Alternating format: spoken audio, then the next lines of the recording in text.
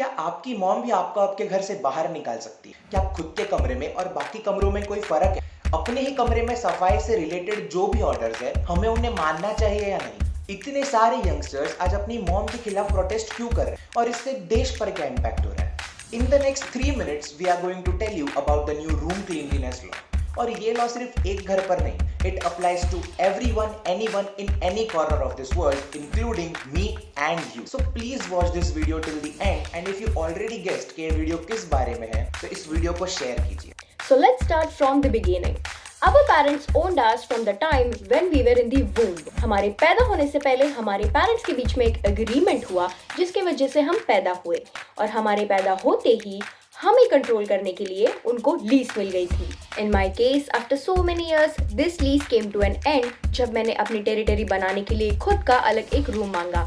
So now I have my own room, my own bed, my own wardrobe and my own special chair जिस पे मैं अपने सारे कपड़े जमा कर रखती हूँ, और गलती से रात को सोते वक्त अगर उठ गई तो उसको देखकर मेरी फट भी जाया करती है. My room has a legal system completely different from the rest of my house.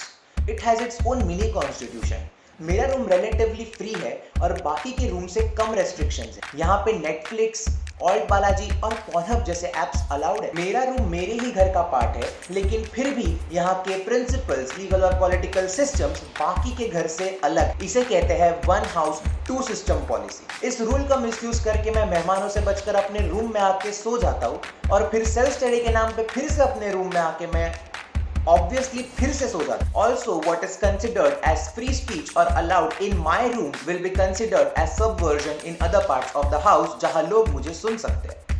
Because maybe being sarcastic logically is still a taboo in India. मेरे घर का रूल मेरी मॉम के कंप्लीट कंट्रोल में है. उनका फ्लाइंग चप्पल डिलीवरी रेट 99% से भी ज्यादा है. And now comes the new room cleanliness law.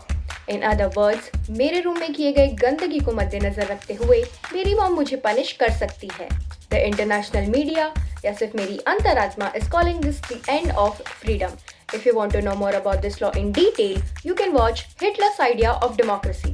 I want to focus on कि मेरा रूम गंदा रहने से मेरी मॉम को क्या फर्क पड़ता है. मेरे रूम से आपको भी क्या ही फर्क पड़ता है, बट अगर आपने कभी बॉयकॉट झाड़ू जैसे स्लोगन अपनी लिविंग रूम में यूज किए हैं या फिर अपनी आवाज उठाने की कोशिश की है, तो आपकी मॉम आपके खिलाफ लीगल एक्शंस ले सकती है. Okay, but how will your mom decide कि आपका कमरा गंदा है या नहीं? Your answer is this: invasion of privacy.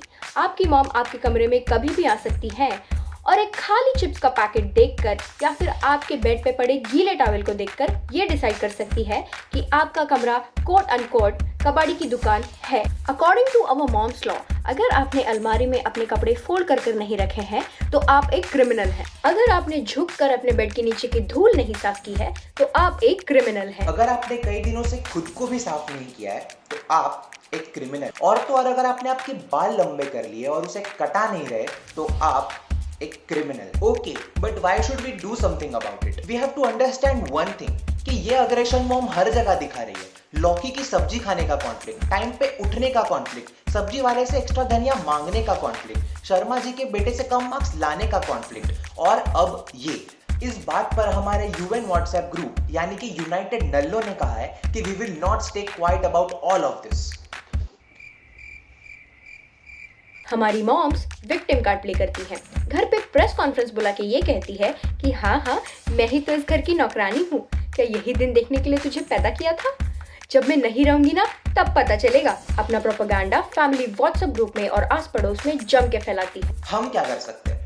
Understand this कि हम कोई वॉर नहीं चाहते. Today's war is a war of perception. I want to give an example of mister prime minister, जब उन्होंने कहा कि आत्मनिर्भर बने, यानी कि अपने काम से काम रखे, और खुद का काम करना है या नहीं ये मेरा डिसीजन है. जब गांव से मेरी फूफी जी ने कॉल कर मुझसे कहा कि तुम्हें शादी के लिए कोई भी अच्छा लड़का नहीं मिलेगा अगर तुम अभी से साफ सफाई पे ध्यान नहीं दोगी, तब मैंने कहा चैलेंज एक्सेप्टेड. जब मेरी मम्मी ने मुझसे कहा कि तेरे रूम से गंदा तो कुछ हो ही नहीं सकता, मैंने कहा चैलेंज एक्सेप्टेड. जब मेरी मम्मी ने मुझसे कहा कि तेरे बदन की बू से तो कोरोना भी मर जाएगा, मैंने कहा वैक्सीन एक्सेप्टेड. मेरे पापा जिन्होंने मुझसे कहा कि अगले 2 साल तक तुम्हारी पॉकेट मनी काट देंगे, तब मैंने कहा चैलेंज एक्सेप्टेड. अरे लेकिन सफाई और पॉकेट मनी का क्या लेना देना पापा, please. So this is the time to support all these youngsters with not just sentiment but with knowledge. So if your parents spread fear, fight back with facts. They say that you cannot live in an unhealthy and untidy environment. Show them that you can. Don't get frustrated. Just say challenge accepted. 15 minute में room साफ नहीं हुआ तो बहुत मार खाएगा। Challenge accepted. अब बोल। Here's a piece of advice. एक चीज उठा के रखने से कोई फर्क नहीं पड़ता, मगर एक चीज उठा के रखने से पूरा कमरा साफ हो जाता है। गाड़ी वाला आया घर से कचरा निकाल, गाड़ी वाला आया घर से कचरा निकाल।